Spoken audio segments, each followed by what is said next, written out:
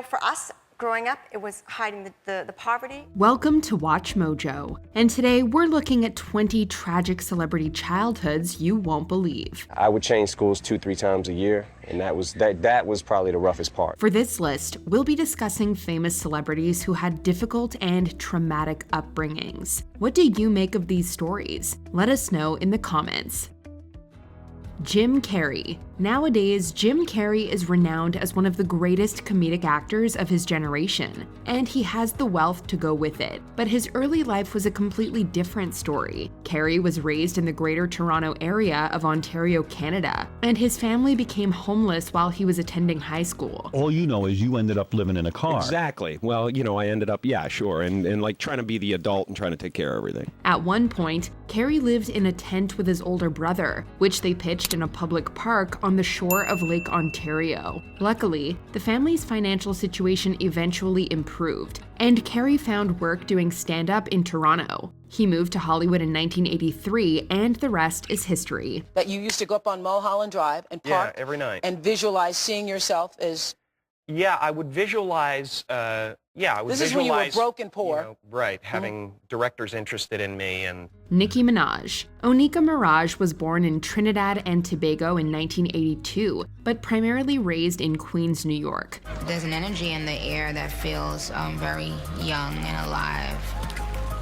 And there's something there that makes me feel like I'm back home.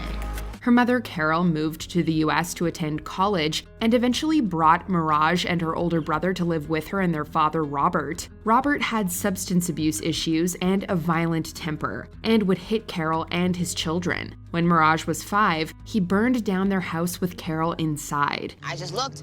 My house was gone. The house was gone. All of my toys, all my clothes, all of my memories. I had a lot of hard times in that neighborhood. Fortunately, she escaped. Onika Maraj later adopted the stage name Nicki Minaj and became a world-famous pop star. Dylan McDermott. Born Mark McDermott, this Golden Globe recipient, known for shows like The Practice and American Horror Story, experienced grief at a young age. His mother, Diane, was 15 when she gave birth and divorced her husband when McDermott was 5. That same year, Diane was murdered by a man she was dating. He was a key witness standing on the doorstep of their Waterbury, Connecticut home. He heard shouting, then the fatal gunshot. Her death was originally ruled as accidental. McDermott was sent to live with his grandmother. As a teenager, he grew close with his father and even worked in the Greenwich Village bar that he owned. It was, the greatest thing that ever happened to me was working in that bar with my dad because, first of all, my dad passed away a couple of years ago, it was just great to be with him. Yeah. His father's wife, Eve Ensler, inspired McDermott to act. When she suffered a miscarriage, Mark took the name of her unborn son, Dylan. Jay-Z. Born Sean Carter, Jay-Z is one of the most successful artists in the history of music, selling 140 million records and being inducted into the Songwriters Hall of Fame. As a child, Carter was raised in a Brooklyn housing project known as the Marcy Houses. His father left the family when Carter was young. Things happen, and you're a result of those things. So you feel like, boy, Dad's not around. It would have been dope if he'd have been able to take me to a baseball game and all these things, and then life on top of that. At 12 years old, he shot his own older brother, who had a substance use disorder, in the shoulder for stealing his ring. As a teenager, the future rapper sold drugs and was shot at on more than one occasion. Jay-Z ended up getting into trouble selling drugs, and at one point he even shot his older brother because he stole something from him, so he had a pretty tough upbringing. Jay-Z later founded his own Rockefeller Records, and it was through this label that he released his acclaimed debut album, Reasonable Doubt. Corey Feldman. A prominent teen actor of the 1980s, Corey Feldman enjoyed incredible popularity thanks to the likes of Stand By Me and The Lost Boys. You think you really know what's happening around here, don't you? Well, I'll tell you something. You don't know shit, buddy. He and close friend Corey Haim became known as the Two Coreys, appearing in a string of films together. However, drug use saw both their careers begin to crumble. Feldman has alleged that he suffered abuse from his mother, which she denies, and mistreatment from figures in the entertainment industry. So my parents would lock me in a room, they'd give me a record player, and they say, don't come out until you know the song backwards and forwards. And then if they thought I was eating too much, I wouldn't be allowed to eat. If I hurt myself or I scraped myself up, I would get beaten for scraping myself up or injuring myself. More recently, in 2020, he became the subject of misconduct complaints himself. Drew Barrymore. Drew Barrymore comes from a long line of actors, including her father, John Drew. He was an alcoholic and mostly absent. However, when he was around, it was, in Barrymore's words, quote, chaotic and violent and scary. She became a star at 7 years old with her role as Gertie Taylor in E.T. Can't tell. Not even Mom. Why not? Because grown-ups can't see them. Kids can see. Give me a break.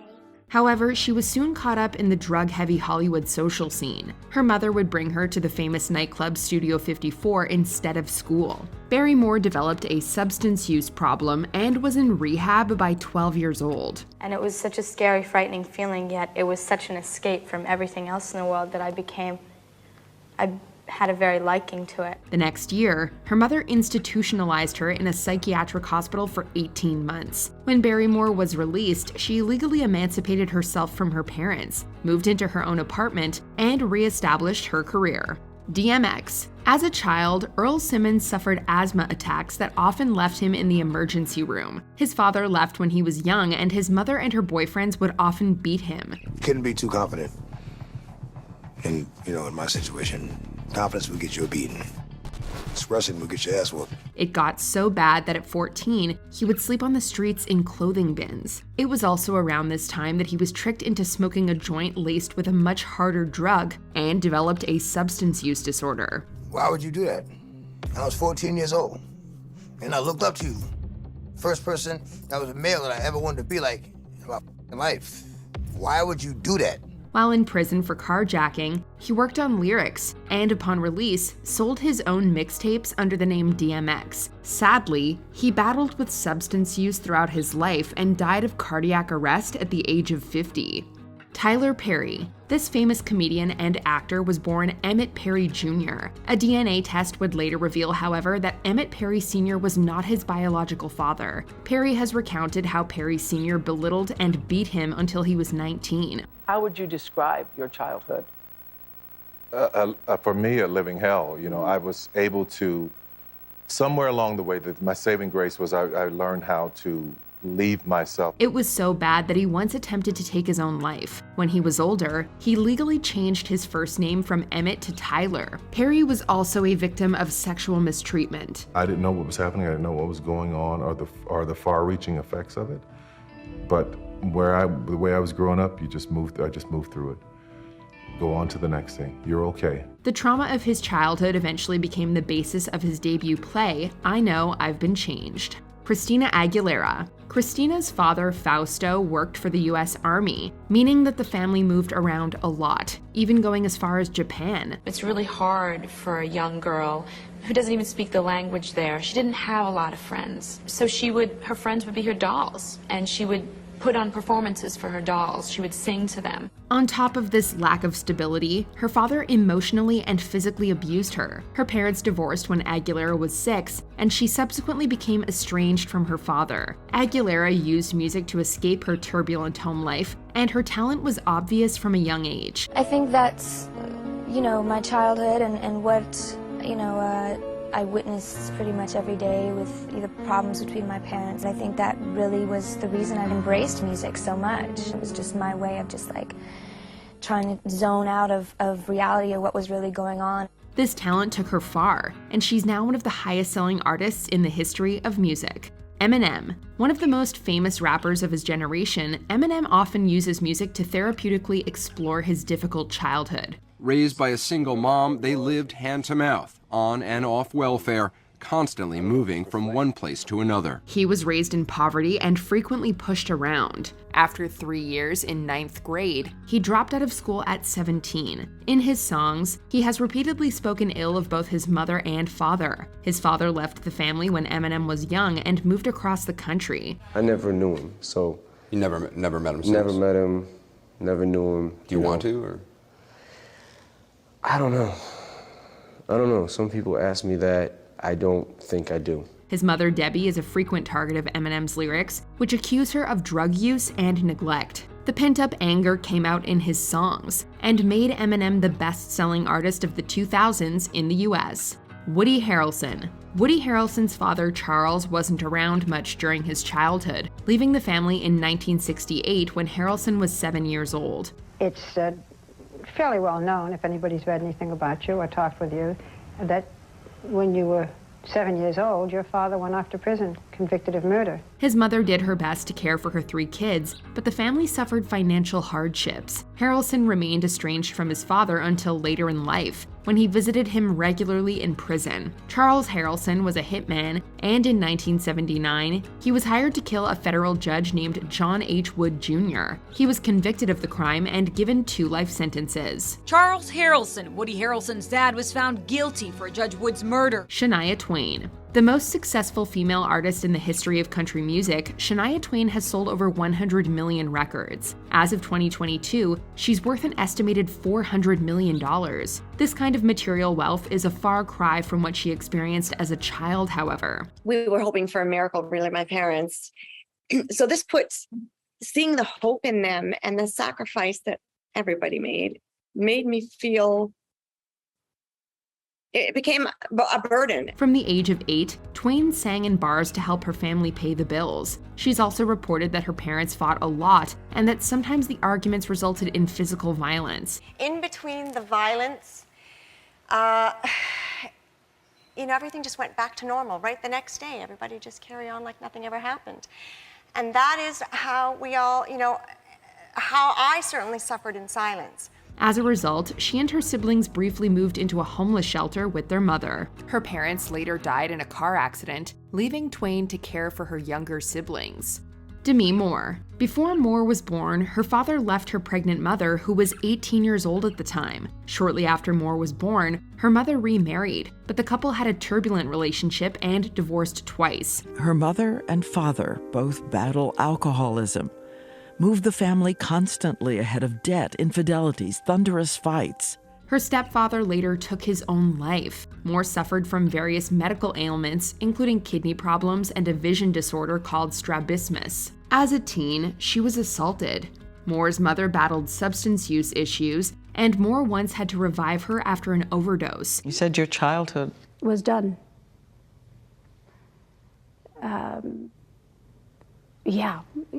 Life-changing moment. She eventually broke off contact with her mother after she walked out early from rehab. Leighton Meester. Best known for her role as Blair Waldorf in Gossip Girl, Leighton Meester was born in a halfway house, as her parents were both in prison. My parents had been part of a very interesting lifestyle, I guess you could say. They were in prison? Yes. Okay. But everything's fine now? Everything's all good, yeah. They were serving time for their involvement in a drug ring that smuggled marijuana from Jamaica into the US. After spending her first 3 months in the halfway house, Meester was given into the care of her paternal grandparents. Although she received a 10-year sentence, Meester's mother served just 16 months and reclaimed her daughter from her in-laws. Meester has described her upbringing as normal, saying that her mother is always there for her, and that her background has made Meester non-judgmental and open-minded. The thing too about having, your parents go through all that, they made a lot of sacrifices so that we could be okay and we could be protected from all that. Ashley Judd. This actress comes from a famous family, with both her mother and half-sister being country music artists. Judd's parents divorced when she was 4, and she moved all around the southern United States while her mother sought success, attending over a dozen schools. There was something about your childhood that shaped you and wanted you to give back. So what was that? And my strange capacity for emotional extremes,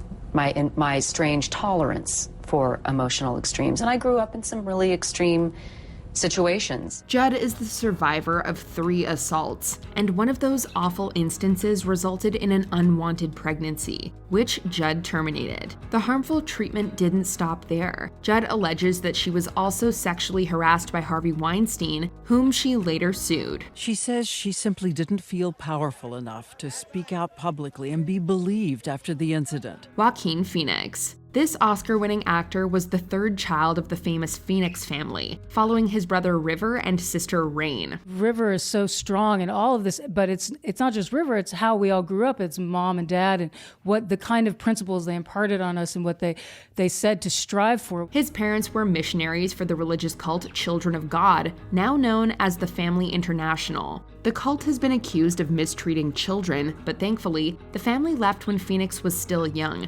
eventually relocating to Los Angeles. However, tragedy struck in late October 1993 when 19-year-old Phoenix witnessed his brother River overdose outside the Viper Room. Phoenix famously called 911 to report the incident, but doctors could do nothing to save his brother, and he died early the next morning. That 23-year-old actor River Phoenix stumbled out of this trendy sunset nightclub known as the Viper Room and died of a massive drug overdose. Charlize Theron. Born and raised in the South African town Benoni, Charlize Theron witnessed her mother kill her father in self-defense. I think if you haven't dealt with it, then you're affected, but I've completely dealt with it. It's something that happened a very long time ago. An alcoholic, he was frequently verbally abusive, but in June 1991, when Theron was 15 years old, her inebriated father returned home and threatened to kill both Theron and her mother. After he fired shots into the house and Theron's bedroom, Theron's mother returned fire and killed him.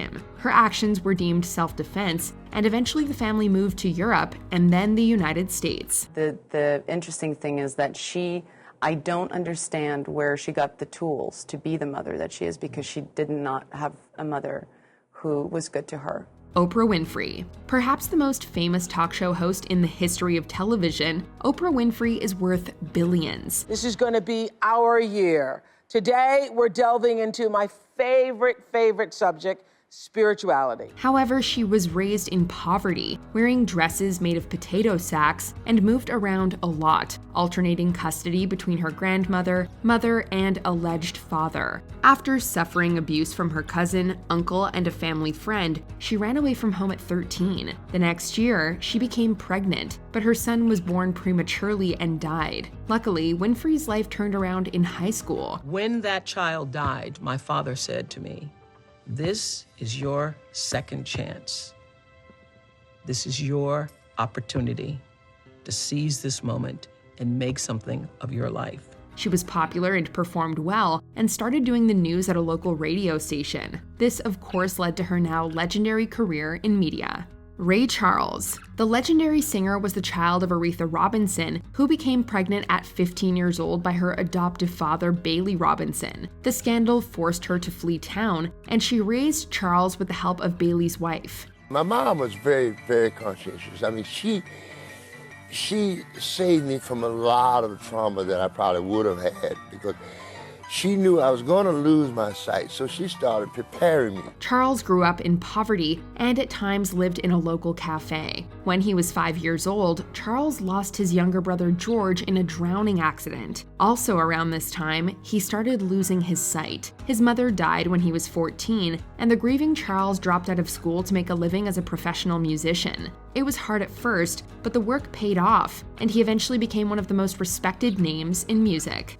But now, as I look back, though, John, I have to say all those things that my mom taught me when I was a youngster has paid off for me, truly. Before we continue, be sure to subscribe to our channel and ring the bell to get notified about our latest videos. You have the option to be notified for occasional videos or all of them. If you're on your phone, make sure you go into your settings and switch on notifications. Kelsey Grammer. One of television's most acclaimed actors, Kelsey Grammer suffered numerous tragedies growing up. After the assassination of Martin Luther King Jr. in 1968, social unrest swept across the United States. Grammer's father was killed by an anti-white cab driver. Grammer was just 13 at the time. So I got to know him a little bit. Spent about 3 weeks in St. Thomas with my sister, and we got to know my dad a little bit. And then saw him one more time after that, and he was dead. So that was a strange experience. So I never really had a dad. This came just 1 year after the death of his grandfather, who passed away from cancer. In 1975, Grammer's sister Karen was kidnapped, assaulted, and murdered, plunging Grammer into depression. Yeah, it's funny. My granddad on my father's side, when I called and told him about Karen, he just said, this family's cursed. Of course, I don't really believe that, but there's something that happened. He would later cite this depression as a catalyst for his substance use. 5 years after the death of his sister, Grammer's half-brothers died while scuba diving. Grammer went on to name his daughter Spencer Karen after his late sister.